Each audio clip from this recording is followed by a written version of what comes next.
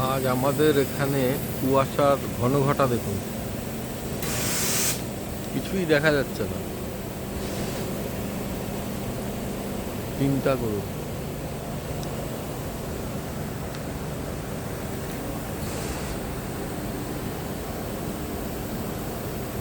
অবস্থাটা বুঝতে পারছেন? মানে রাস্তা দিয়ে চলা যাচ্ছে না।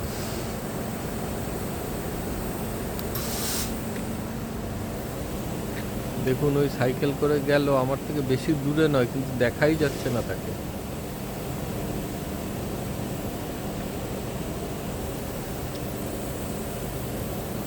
দেখতে খুব সুন্দর লাগছে, কিন্তু রাস্তাঘাটে চলা খুব বিপজ্জনক হয়ে দাঁড়িয়েছে।